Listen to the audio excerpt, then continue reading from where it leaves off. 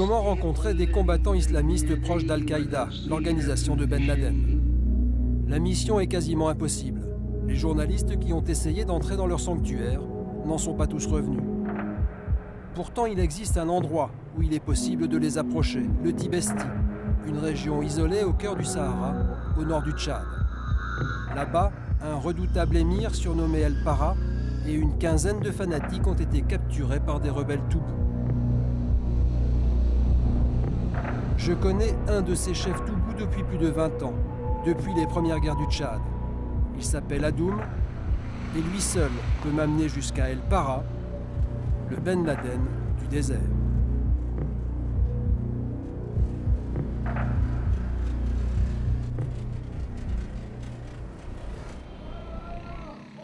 Notre voyage commence à Agadez, au Niger, la dernière ville avant les dunes du Sahara.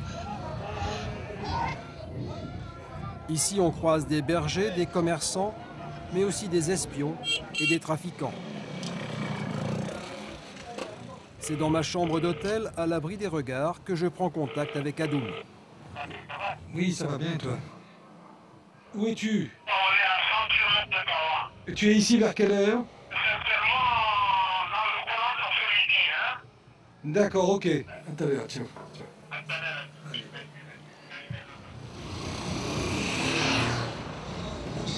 Je le retrouve quelques heures plus tard, dans un hôtel discret.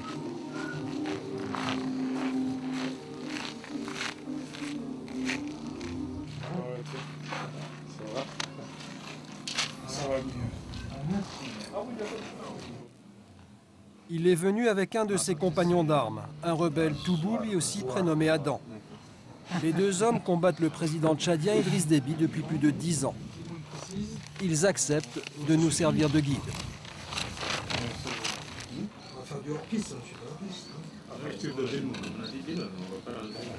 Pour parvenir jusqu'à El Para, il nous faut accomplir un périple de 1700 km jusqu'au Tibesti, une région de montagne aux confins du Niger, du Tchad, de l'Algérie et de la Libye.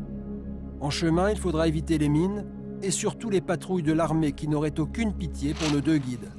Leurs têtes sont mises à prix par le gouvernement tchadien. Moi, c'est simplement, on me raccourcit la tête, voilà. C'est aussi simple que ça. De toute façon, ma tête est mise à prix depuis bien longtemps. Hein. Je serais très heureux de me trouver si facilement. Mais enfin bon, parlons pas de malheur. Nous partirons avec 2 véhicules. Un pour la nourriture, l'eau et l'essence, l'autre pour les hommes. Au total, 500 litres d'eau, 700 litres de carburant et des dizaines de kilos de macaroni. Nous découvrons que nos guides ont tout prévu en cas de mauvaise rencontre.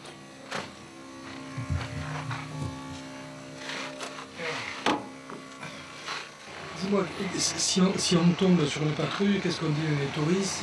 C'est moi qui parle. Ok.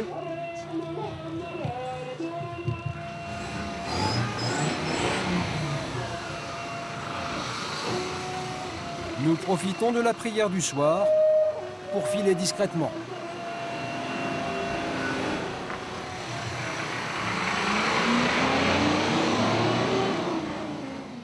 Nous prenons la piste entre chien et loup et nous ignorons combien de temps il nous faudra pour arriver jusqu'à El Para. 2 semaines, peut-être plus. Dans le désert, les phares se voient de loin. Il est plus prudent de s'arrêter pour la nuit. On va prier là. Comme la moitié de la population tchadienne, ces hommes sont musulmans, mais ils n'ont rien à voir avec les fanatiques religieux qui mènent la guerre sainte, comme El Para et ses moudjahidines. El Para, l'homme que nous recherchons, un ancien parachutiste de l'armée algérienne, aujourd'hui chef militaire du GSPC, le groupe salafiste pour la prédication et le combat.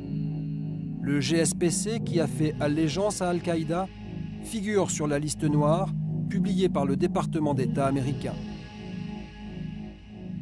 Cette organisation, qui sème la mort en Algérie, avait préparé des attentats en France contre la cathédrale de Strasbourg, mais aussi contre le Paris-Dakar. L'an dernier, El Para et ses hommes avaient enlevé 34 touristes dans le désert, en majorité des Allemands, libéré quelques mois plus tard au Mali. À l'époque, le gouvernement allemand avait toujours nié le versement d'une rançon. Nous verrons que la vérité est sans doute différente. Au Sahara, El Para comptait trouver des alliés. Il est tombé sur des ennemis. Ces gens sont faits prisonniers précisément dans le cadre de notre combat à nous, à notre échelle, contre le terrorisme. Nous aurions pu les laisser librement circuler et aller où ils veulent. Nous les en avons empêchés. Première avarie, une crevaison. Ce ne sera pas la dernière. Mais nos mécaniciens ont tout prévu. Ils ont l'habitude de travailler avec les moyens du bord. Ça, le travail, tout bout.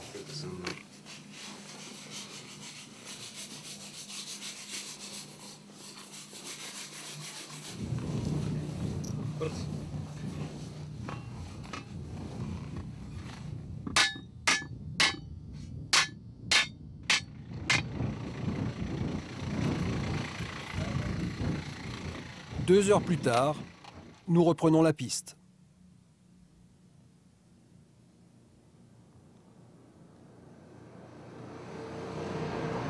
Le désert comme ça commence d'ici.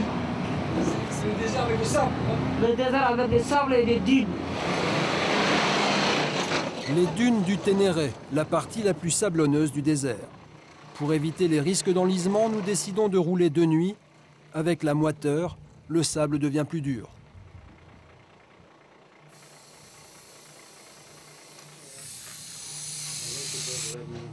Là, on est au commencement des dunes du Ténéré. Et donc, c'est la raison pour laquelle vous avez vu les chauffeurs dégonfler un peu les pneus pour les rendre donc, plus aptes à passer les dunes. C'est ce qu'on va essayer de faire toute la nuit. On verra au petit matin où on sera. À l'aube, nous avons accompli plus de 300 km sans encombre.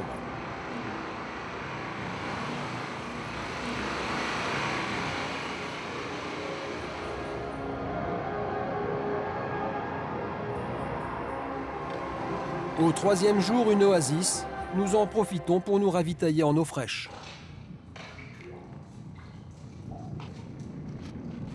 Une eau que nous ne boirons pas avant un bon moment. Il faut d'abord attendre qu'elle devienne plus chaude. Dans le désert, le corps humain ne supporte pas l'eau froide. L'an dernier, 13 touristes en sont morts. Ils ont été enterrés sur place. Dans le désert, le manque d'expérience ne pardonne pas. Des gens qui sont en passage, leur véhicule était tombé en panne. Arrivés au puits, ils ont pris l'eau sans le chauffer, l'eau fraîche, et puis ils sont morts. Ça arrive souvent des cas comme ça dans le désert, il y a plusieurs tombeaux comme ça. La soif n'est pas le seul danger. À quelques dizaines de mètres, 2 camions remplis de cigarettes. Des trafiquants qui se dirigent vers l'Algérie. Nous restons à distance, ils sont probablement bien armés et nous n'avons pas l'intention de nous faire remarquer. C'est quand même des milliers et des milliers de kilomètres carrés Ouais. qui ne sont pas contrôlés. C'est un pays des contrebandiers, des bandits. C'est un couloir de passage pour tout le monde. On ne peut pas contrôler tous les grands déserts.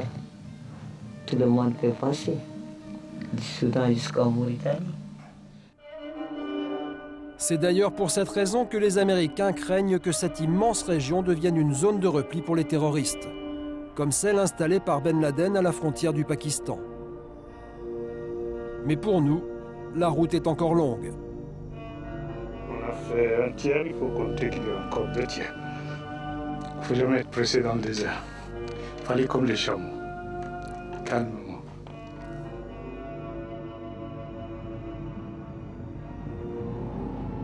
Après les dunes du Ténéré, le désert devient plus lisse. Sur la piste, les points de repère se font rares. Mais les hommes du désert n'ont pas besoin de boussole, ni de positionnement par satellite. Ils connaissent le bon chemin. Au soir du 10e jour, les réserves d'eau et de carburant sont à sec. Vas-y.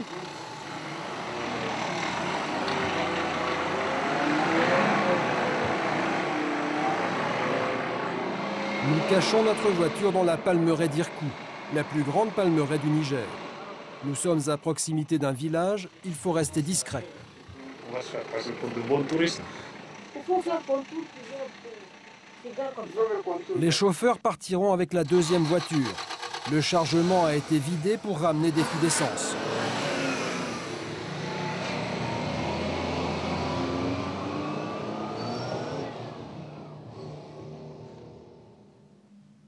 Mais au petit matin, les chauffeurs ne sont toujours pas rentrés. Et nous ne sommes pas encore au bout du voyage. C'est à peine la moitié. Non, ici, bon. Comme ici, le terrain est plat, mais on n'a pas de problème de sable. Là, il reste donc... 150. 150. Mais on ne dort pas là ce soir, hein. On continue, on monte. Ouais. On continue ce soir. On continue à condition que les chauffeurs n'aient pas fait de mauvaises rencontres, une patrouille de l'armée ou de la police. Nous commençons à nous inquiéter. Mais les Toubous, eux, ne s'inquiètent pas. La survie dans le désert fait partie de leur quotidien. Ils sillonnent cette région clandestinement depuis plus de 30 ans, depuis qu'ils combattent les troupes du gouvernement tchadien. À 54 ans, Adoum a passé presque toute sa vie dans la clandestinité. J'ai commencé tout petit, je suis tombé dedans quand j'étais petit. Parce que... Si par exemple toi, demain, tu arrives au pouvoir avec l'union des mouvements que tu représentes, ce ne serait pas la même chose. Parce qu'il n'y a pas la tentation autoritaire qui pourrait s'installer au pouvoir. Nous ne viendrons pas pour confisquer le pouvoir, ça c'est une certitude absolue. Nous venons pour le changement. Il ne faut plus qu'il y ait des crapules comme Déby qui viennent pour vraiment confisquer encore le pouvoir. Et tant qu'il y aura quelqu'un qui voudra confisquer le pouvoir, nous, en ce qui me concerne, je le combattrai. Notre projet, c'est d'instaurer un État laïque, démocratique et sur une vraie justice. En dehors de la politique, vivre comme ça à l'âge de 54 ans, depuis près de 30 ans, c'est pas un peu pesant? Oui, c'est vrai, je reconnais. Aujourd'hui, mon aîné a 26 ans et en 26 ans d'existence, mon aîné n'a jamais passé 4 mois d'affilée avec moi, c'est dire.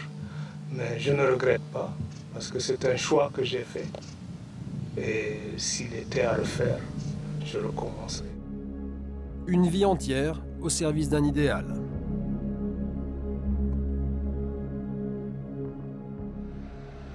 Un bruit de moteur, des phares dans la nuit, les chauffeurs reviennent avec l'eau et le carburant.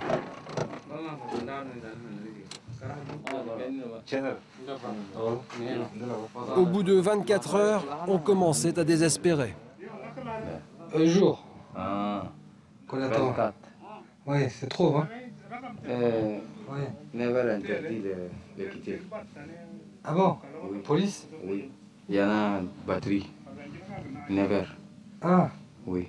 Ils ne sont pas sortis, ils ont attendu jusqu'à ce que la patrouille, là, à 19h, là, ça a cessé. D'abord, ils ont sorti.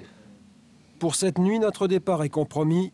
Il ne reste plus qu'à prendre notre mal en patience. à cause des phares, on ne peut pas partir ce soir. Ouais, à cause des phares et puis beaucoup de circulation avec la police, la douane, la gendarmerie, là, on ne peut pas partir. Donc on part au lever du jour.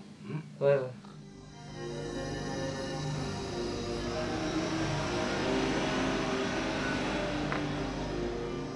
Au lever du jour, pas de patrouille. Nous décidons de prendre la route de Bonheur. El Para est encore loin et nous ne sommes peut-être pas encore au bout de nos surprises.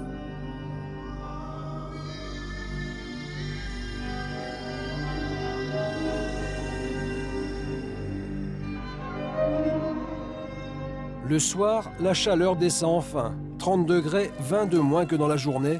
Il ferait presque frais. Au menu, les éternels macas. Des macaronis matin, midi et soir, depuis plus d'une semaine. Nos accompagnateurs sont impatients d'arriver au Tchad. Ah oui, bon, c'est un peu délicat, mais en tout cas, on va arriver, Inch'Allah. L'essentiel, c'est demain jusqu'au soir, s'il plaît à Dieu. On sera avec les frères.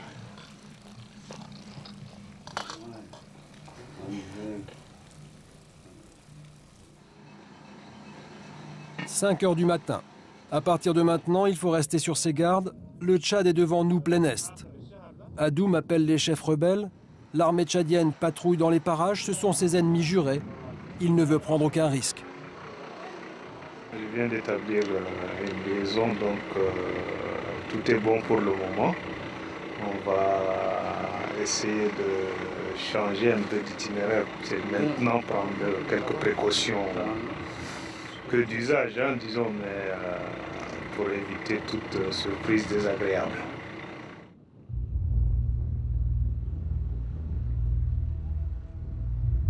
Nous sommes juste à moins de 30 km de la frontière, juste les montagnes là-bas, là, c'est ça. Si on traverse, on est déjà dans la frontière.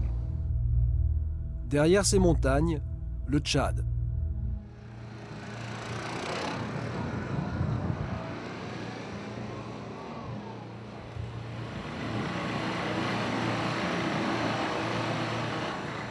La progression devient de plus en plus dure. Le sable a laissé place à la roche. À quelques encablures de la frontière, Adoum s'arrête sans prévenir. Un danger nous menace peut-être.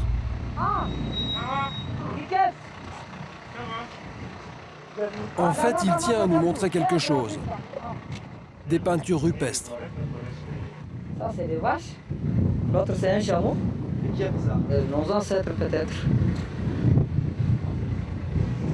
Ce qu'on voit, c'est que bon, c'est des animaux qui n'existent plus dans la région. Avant, il y avait beaucoup d'eau. Ah oui, c'est clair que tout le Sahara était, semble-t-il, une mer. Après, ça devait être une forêt, en tout cas quelque chose de très boisé. La preuve, c'est que ces bêtes-là ne vivent pas dans un climat tel que celui que nous avons actuellement ici. Donc, ça prouve qu'il y a eu effectivement des différents climats qui se sont succédés ici. Curieux Adoum, prêt à prendre des risques pour admirer les premières peintures de l'homme en plein désert. Mais nous n'avons pas le temps de nous attarder, il faut repartir avant de se faire repérer.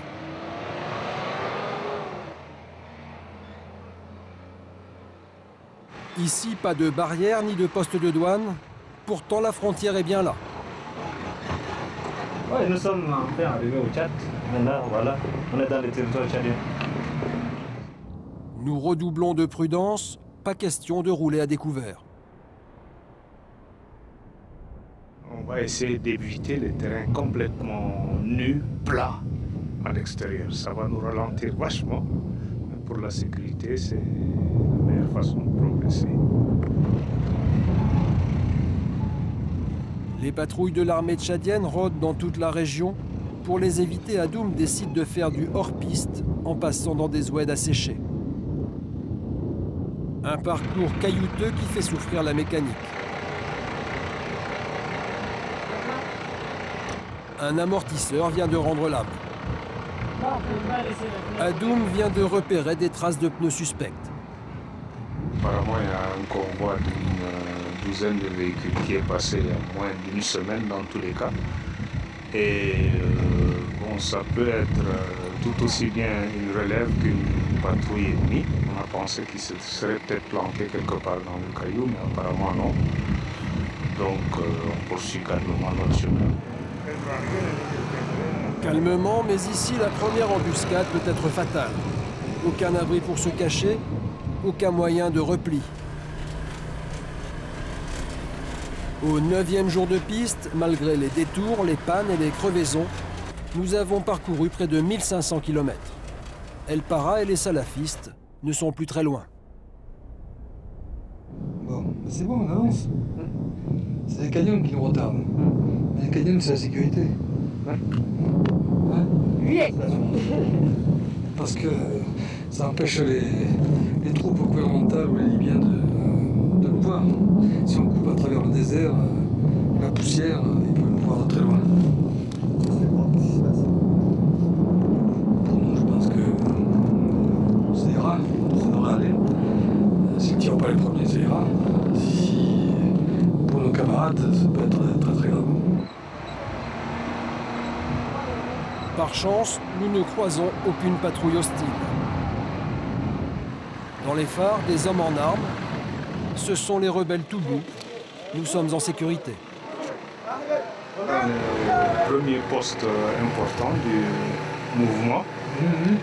Et bon, on va attendre de savoir quelles sont les consignes qu'ils ont.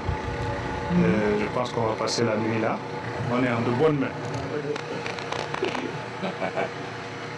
Bienvenue.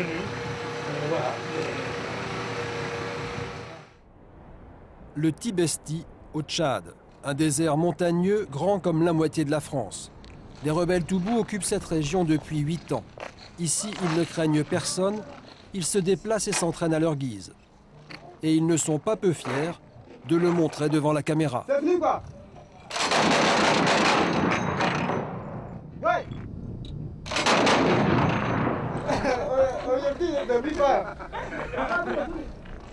Les troupes de l'armée tchadienne ne sont pas très loin, mais elles s'aventurent rarement jusqu'ici. Des fois, ils sortent pour chercher des gazelles, mais quand il y a des escarmouches, dès qu'ils nous voient, ils détendent. Il faut dire que les guerriers Toubou sont bien armés et qu'ils savent où se fournir à moindre frais. On a des véhicules, on a des escadrons, on a des petits armements, tout ça que ça a. Ça, c'est nous, on n'a pas acheté dans les marchés. Nous, on pris avec les ennemis. Dans le maquis, la vie est rude, on se nourrit de viande de chasse. C'est de la viande de mouflon. On n'en trouve pas tous les jours, alors on y goûte. En ce qui me concerne, ça fait... Mais nous ne sommes pas encore au bout du voyage. Il faut reprendre la piste car les Toubous ont caché les prisonniers dans un endroit secret, quelque part dans les montagnes. Nous sommes au 10e jour de piste et toujours pas le moindre prisonnier salafiste à l'horizon. Mais où ont-ils donc caché El Para et sa bande? La lassitude commence à nous gagner. On ne sait jamais où on va. C'est toujours la quête pour retrouver ces prisonniers, donc on change de véhicule parce qu'ils veulent nous amener dans un endroit connu d'eux seuls. Et on a rendez-vous avec un autre véhicule parce que l'endroit est tellement tenu secret qu'ils changent de gens et ils ne veulent pas que nous sachions où nous allons. Il nous faut donc attendre la relève.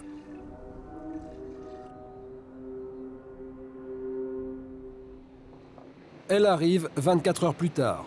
Ce sont ces hommes qui vont nous prendre en charge et nous escorter jusqu'aux prisonniers.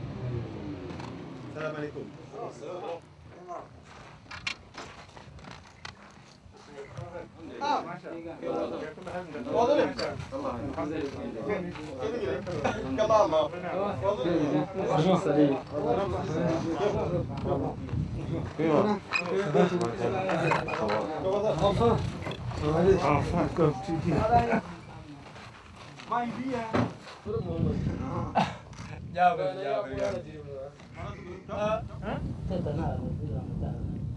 On va partir dès qu'ils auront pris le thé, puis qu'ils prennent un peu d'eau, puis on va partir. Ok, allez. Finalement, c'est au petit matin que nous lèverons le camp.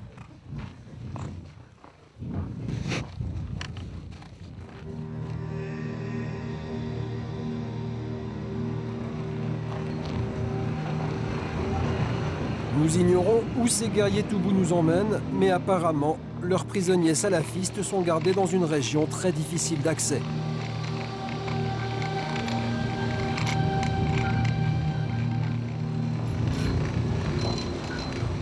Notre progression est lente.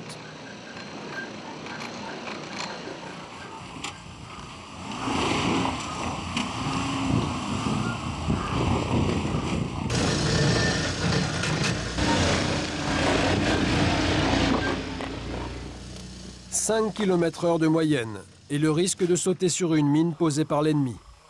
Ce sont des hommes à pied qui ouvrent le chemin.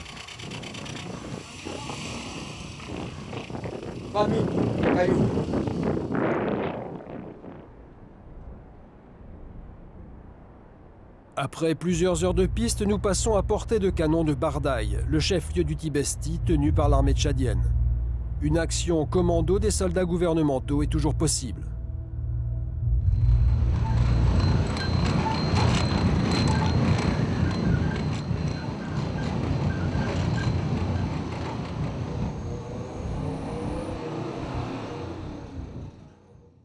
Au matin du 12e jour, nous parvenons enfin dans le repère des rebelles Toubou.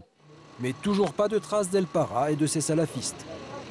Normalement, ils ne veulent pas le montrer aujourd'hui. Ils ne veulent pas du tout nous montrer où leur PC est et surtout où ils cachent les prisonniers. Ils savent aussi que nous on vient qu'en tant que journaliste, mais enfin, d'autres les cherchent pour autre chose, soit pour les tuer, soit pour les enlever. Ils se méfient. Mohamed Tougou est un des responsables du MDJT, le Mouvement pour la démocratie et la justice au Tchad. Il nous explique pourquoi ils ont arrêté El Para et ses moudjahidines. Est-ce que vous vous sentez concerné par ces mouvements salafistes? Ni de près ni de loin. Parce que nous sommes un pays laïque, le Tchad est un pays laïque. Nous n'avons aucun rapport avec des groupes islamistes. Les Toubous ont capturé El Para et sa bande sans tirer le moindre coup de feu. Ils étaient assoiffés. Ils ont marché presque 2 jours, certains 3 jours. Ils étaient fatigués. Certains sont tombés du soir, certains ont jeté de l'arme. Mohamed nous montre ensuite un carnet qu'El Para gardait toujours sur lui. Dessus, les numéros de téléphone codés des chefs islamistes avec qui il était en contact dans le monde entier. En Tchétchénie? Ils ont trop de sympathie envers les Tchétchènes. Oui. Pakistan, Afghanistan? Afghanistan, oui. À ce que je sache. Mohamed n'en dira pas plus pour le moment. Avant d'arriver jusqu'aux prisonniers, il nous faut rendre d'abord une visite au maître des lieux, le président du MDJT, Hassan Abdallah Mardégué. Le vieux chef nous attend à l'ombre d'un acacia.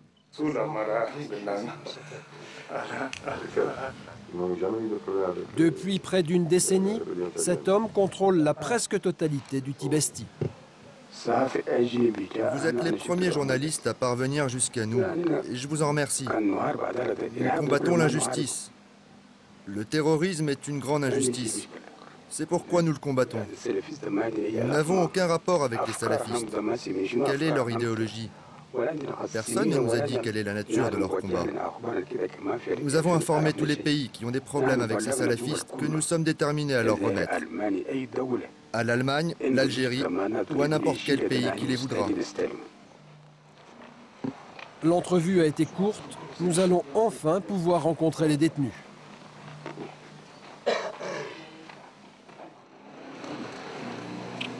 Les Toubous nous amènent dans une cabane où ils stockent leur nourriture. Dans cette cachette, nous pourrons filmer discrètement les prisonniers. Ils ne sont pas encore là. Nous, on va les faire venir devant la voiture. Vous voyez le cinéma de la voiture? Oui. Quelques secondes plus tard, les terroristes arrivent enfin. Ils sont 14, apparemment en bonne santé. Ces hommes ont semé la terreur en Algérie et dans toute la région depuis de nombreuses années. Ils portent la barbe et les cheveux longs tressés, comme au temps du prophète. Mais nous ne voulons pas simplement les filmer. Les Toubous leur demandent donc s'ils acceptent d'être interviewés par la télévision française. Après un temps de réflexion, la réponse est oui. Ils sont venus, c'est pas problème. Ils sont venus. Ah. Ils vont venir? Ouais. Important. Le premier qui nous parle est un Algérien. Bonjour. Il est journaliste, pas autre chose. On est vraiment journaliste. Il n'est pas obligé de parler. Il fait comme il veut. S'il veut partir, il peut partir. Hein? Il est très d'accord. D'accord. Est-ce qu'il veut bien nous expliquer comment il s'est retrouvé ici? Pourquoi il est venu au Tchad? Je suis un moudjahidine, comme mes frères, un combattant de Dieu. La terre entière nous appartient. Notre objectif est de dispenser la parole d'Allah. Nous sommes appelés à convertir tout le monde, sur n'importe quel territoire. Est-ce qu'il veut imposer la charia en Algérie? Notre objectif est d'instaurer la charia en Algérie, c'est-à-dire un État islamique basé sur les fondements du Coran. Est-ce que si on le qualifie de terroriste, est-ce qu'il pense que c'est vrai ou c'est faux?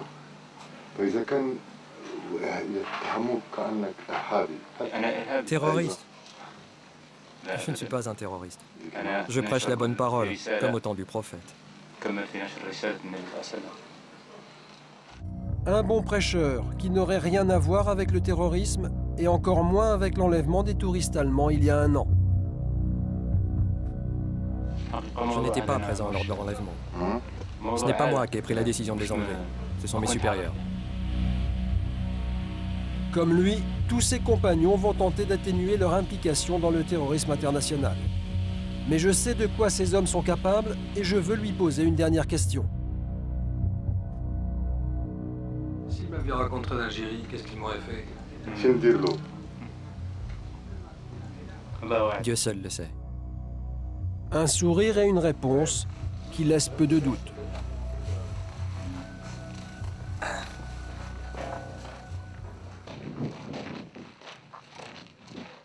Le deuxième prisonnier est de nationalité algérienne lui aussi. Il a 25 ans. Quelle était sa profession dans le civil? J'étais un simple paysan. Amenant ici au Tchad, il comptait faire de la prédication et imposer la charia. Ici, au Tibesti. Au nom de Dieu, le miséricordieux, notre objectif principal était d'observer toute la zone. Ce qui nous intéressait, c'était de reconnaître les montagnes du Tibesti. C'est un endroit stratégique. Nous sommes venus en éclaireur pour repérer le terrain. Est-ce qu'il est proche du combat d'Al-Qaïda? Est-ce qu'il considère que Ben Laden est un grand émir? Oui, je suis un partisan d'Oussama Ben Laden. C'est un cher, et je défendrai sa cause jusqu'à la dernière goutte de mon sang. Est-ce qu'il considère que des pays comme la France, par exemple, est un ennemi pour lui, pour son mouvement? Oui. Pourquoi? La presse occidentale, et la presse française en particulier, sont contre l'islam. La France a toujours combattu l'islam par tous les moyens. Ces hommes formaient le fer de lance d'une légion islamique chargée de perpétrer des actions terroristes dans toute la région. Ils ont été recrutés en Afghanistan et dans toute l'Afrique, au Mali, au Niger, au Nigeria, et partout, ils ont subi le même endoctrinement. Ça pose un problème si je parle à ces gens? Non problème. Il veut parler, hein. Il a un message à envoyer à sa famille. Il talk. Well, all I have to say that, number one, I want to say Je voudrais parler d'abord pour mes frères et mes sœurs musulmans et pour mes parents de sang. Je me suis épanoui dans la guerre sainte. Je ne la renierai jamais. La guerre sainte fait partie de la religion.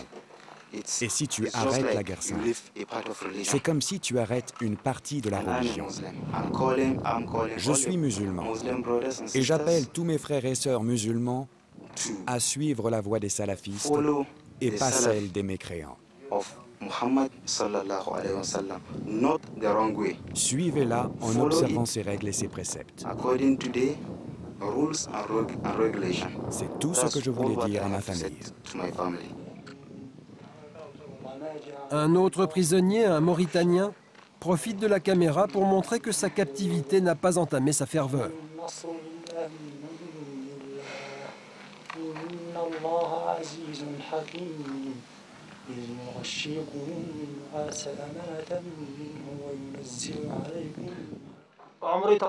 C'est écrit dans le Coran. Dieu a instauré l'islam sur terre et nous le protégerons contre les infidèles en menant la guerre sainte.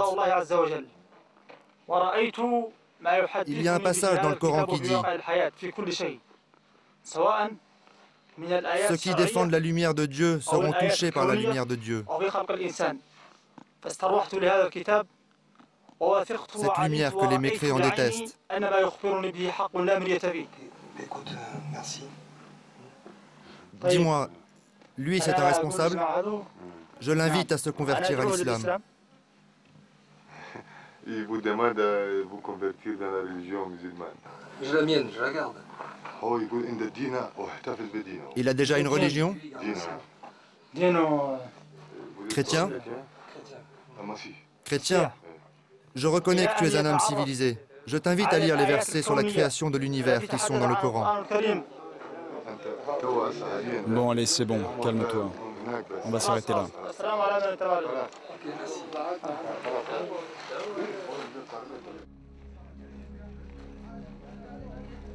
Sidi Arabi est l'homme qui connaît le mieux les prisonniers. Avec le temps, il a réussi à gagner leur confiance et il sait que certains d'entre eux nous ont menti. Un du groupe m'a déclaré qu'il était fermier, mais en fait c'est faux. Non, c'est faux. Ça, c'est le technicien. Il est chargé de les mettre en contact sur l'Internet avec les autres. Bon, il m'a confirmé ça.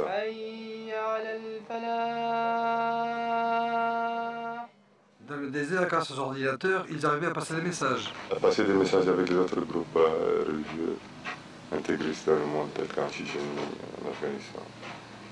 Et même avec le Treya, bon, c'était des messages codés qu'ils envoyaient. C'était des messages écrits, c'était pas vocal. Et les cartes SIM même, ils en possèdent beaucoup, parce que le fait de téléphoner avec une carte SIM, ils l'échangent avec votre carte SIM. Donc ils brouillent les pistes en Et permanence. ils brouillent les pistes. Finalement, il y a un côté assez sophistiqué dans la communication. Hein. C'est pas... Moi, ils sont avancés dans ce domaine. Ils sont avancés dans ce domaine. Dans leurs relations et dans leur réseau, ils avaient des connexions jusqu'en Europe. Là. Certainement. Ils ont une ramification internationale. Si les services des pays qui ont besoin de ces gens, quand ils viennent collaborer avec le mouvement, ils peuvent avoir beaucoup de détails. Ils peuvent livrer beaucoup de détails. Et vous pensez qu'à partir de ces gens-là, il y a moyen de démanteler plusieurs réseaux internationaux? Effectivement, on peut démanteler beaucoup de réseaux dans les pays voisins et puis même en Europe. Il est tard, les prisonniers sont ramenés à leurs cellules. L'habitation, ça? Une cellule un peu spéciale, à ciel ouvert. Le confort est un peu spartiate, mais l'eau du puits garantit leur survie. Ici, pas besoin de barreaux. Le prochain point d'eau est à plusieurs centaines de kilomètres. Le désert est une prison d'où l'on ne s'évade pas.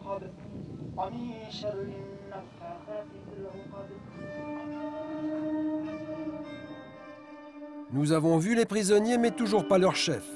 Où est donc El Para? On nous apprend qu'il a été séparé des autres pour éviter les risques de mutinerie. Pour le voir, il nous faut reprendre la piste.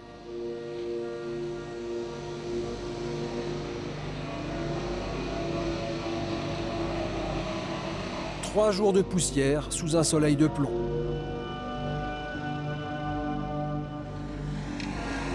Trois jours de cailloux et de chemins escarpés. Et en prime, la nourriture qui commence à manquer.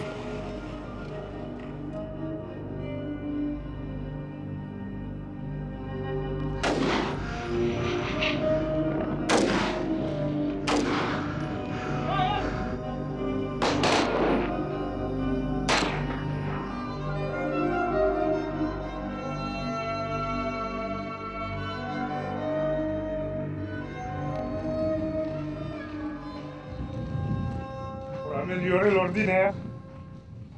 De temps en temps, ça change quand même. Hein? Voilà, voilà. Et puis c'est un mâle, un beau mâle, mais c'est un mâle parce que j'aime pas qu'on abatte les femelles.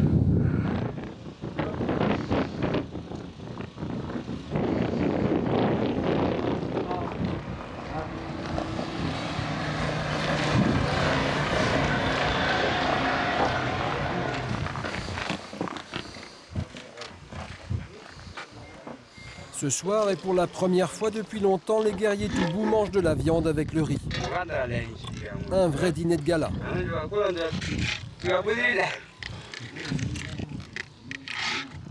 Mais le lit, lui, est toujours aussi dur. On aura alors. On met les cailloux qu'il faut pousser pour éviter d'avoir un bleu le matin sur le réveillant. Les plus mauvaises chambres de l'hôtel 1000 étoiles.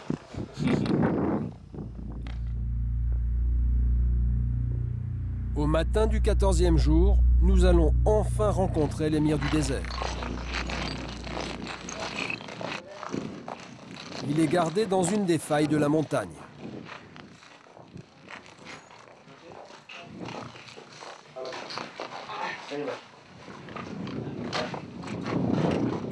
Bonjour. Ses gardiens s'en méfient. Contrairement aux autres prisonniers, ils lui laissent les menottes toute la journée. Ils disent qu'El Parra est un fauve qui peut toujours mordre. Il faut bien m'expliquer, on est simplement journaliste, il n'y a aucun piège. S'il veut bien nous raconter au moins dans quel état il est, qu'il nous parle un petit peu de sa condition actuelle.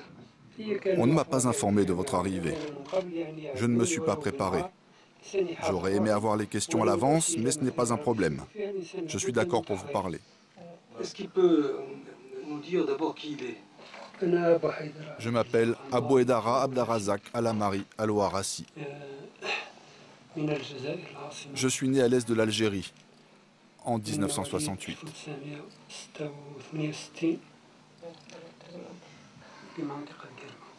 À Guelma. À Guelma. Il est né à Guelma. Sa maman est française, je crois. Il dit oui, sa maman est française. Elle habite en Algérie ou en France? Elle habite en Algérie. Elle a des douleurs. Le fameux Blanchy. Blanchy? Blanchy. Ah ouais, c'est non. Il y a des nouvelles de sa mère. Vous êtes français? Français. Je savais que c'était un frère français. Il a le sang d'un français. On le surnomme le parrain, parce qu'il était engagé dans l'armée. Oui, effectivement. Je suis entré dans l'armée en 1985. J'avais juste l'âge, à peine 16 ans. J'ai intégré l'école des officiers spéciaux et j'ai eu des instructeurs spéciaux, rien que pour me former. Des Américains, pour la plupart. C'est le français qui a Non, seulement des Américains et des Russes. Il y avait une énorme envie à l'extérieur de l'armée, mais aussi à l'intérieur, pour établir un État islamique. J'étais à cette époque un des proches du général Khaled Ben Nezar, le ministre de la Défense. J'étais son garde du corps personnel, et j'avais 11 personnes sous ma responsabilité. Même un général ne pouvait pas me donner d'ordre. Je dépendais directement du ministre de la Défense. Nous étions basés dans le quartier d'Hydra, juste en face de l'ambassade de France. Le ministre de la Défense me traitait comme son fils. Il m'a même proposé sa fille en mariage. Mais compte tenu des événements, ça ne s'est pas fait. Est-ce qu'il peut nous dire comment il s'est retrouvé ici? Nous avons entendu dire que les tribus de la région sont musulmanes. Nous sommes venus dans l'intention de prendre contact avec elles pour qu'elles nous aident à combattre le régime algérien. Comme vous le savez, en Algérie, le gouvernement nous persécute, tue nos femmes et nos enfants. Il nous a enlevé nos droits les plus élémentaires. C'est pourquoi nous le combattons. Et nous sommes venus dans les tribus musulmanes du Tibesti pour qu'elles nous aident à triompher. Vous pouvez retourner en Algérie où l'armée algérienne avait bloqué la frontière? Nous entrons et sortons sans problème. Nous empruntons tous les chemins, y compris ceux des contrebandiers. Avec l'aide du système de reconnaissance par satellite et d'autres moyens, nous connaissons le Sahara comme notre poche. Vous avez eu des accrochages et des combats avec l'armée tchadienne? Oui. Dès que nous sommes entrés sur le territoire tchadien, nous avons été surpris par l'armée. Les combats ont duré 3 jours et nous leur avons infligé de lourdes pertes. Nous avons tué 63 soldats et nous en avons blessé 200. Et 4 de leurs véhicules ont été détruits. Nos pertes ont été énormes également. Nous avons perdu une vingtaine d'hommes.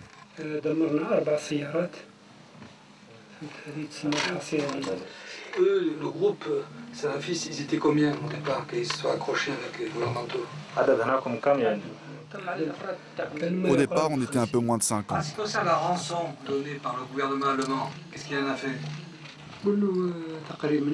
Avec la majorité de l'argent, nous avons acheté des vivres, car nous étions dans des zones enclavées, entourées par l'armée algérienne.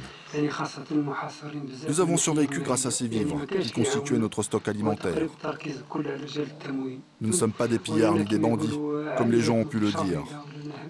Nous avons fait ça pour avoir de la nourriture. Le gouvernement allemand aurait donc bien payé une rançon, contrairement à ce qu'il prétend. La rançon était de combien? Je ne peux pas vous le dire. Nous avons pris un engagement avec le gouvernement allemand pour ne pas dévoiler le montant de la rançon. Autour de 5-6 millions d'euros. C'est beaucoup de nourriture.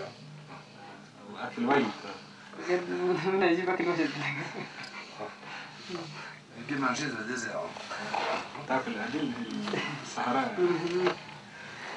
Ils ont enlevé les touristes allemands, autrichiens. C'était pour avoir de l'argent pour financer le mouvement. Quelle est leur nouvelle stratégie? C'est avoir des moyens d'enlever de nouveaux occidentaux. Le tourisme est une manne financière pour le gouvernement algérien. Notre but était de le saboter pour priver le gouvernement de cette ressource. Nous l'avons dit d'ailleurs aux touristes, avec qui nous avons gardé des contacts téléphoniques. Vous êtes en relation avec Ben Laden? C'est un grand ami? Ben Laden? Des relations entre lui et moi? Personnellement, je n'ai pas de contact avec Oussama Ben Laden. Nous, les salafistes, nous sommes une organisation à part. Depuis le début de notre existence, nous n'avons jamais eu de contact avec lui.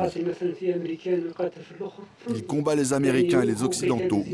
Nous combattons le système algérien odieux. Comment il voit son futur? Personne ne peut prédire l'avenir. Qu'est-ce qui se passe? Il faut qu'on arrête. L'entretien doit se terminer. Les Toubous sont prudents, pas question de rester trop longtemps au même endroit avec un prisonnier aussi précieux. Je vous remercie beaucoup. Il nous souhaite aussi bonne chance. Il ne faut pas se fier à ses bonnes manières. El Parra a profité de notre caméra pour se livrer à une opération de séduction. Moussa, son gardien attitré, le surveille jour et nuit depuis 6 mois. Il connaît bien le personnage, il connaît même quelques-uns de ses secrets. Pensez-vous qu'il était en relation avec Ben Laden? Avec Ben Laden, je ne sais pas.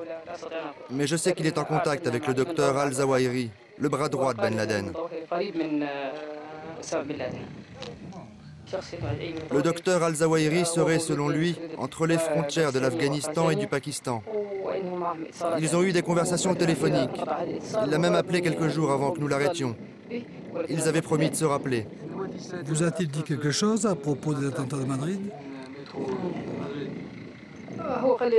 Il voulait retourner en Algérie pour retrouver des salafistes. Il a donné des instructions à un groupe d'hommes en Espagne qui devait commencer des actions terroristes. Ensuite, il m'a demandé mon téléphone pour leur donner d'autres instructions. Moussa a refusé de lui prêter son téléphone. La nuit va bientôt tomber. Les gardiens renforcent leur vigilance. Ah, la nuit, là, il ferme avec ça. Il a tenté de fuir à 2 reprises et puis la nuit, il le ferme avec ça. Aujourd'hui, El Parra est toujours prisonnier des rebelles du Tibesti. Un prisonnier qu'ils sont bien décidés à utiliser, car il intéresse sans aucun doute les services secrets de nombreux pays. L'Algérie et l'Allemagne, bien sûr, sans oublier les États-Unis ou la France.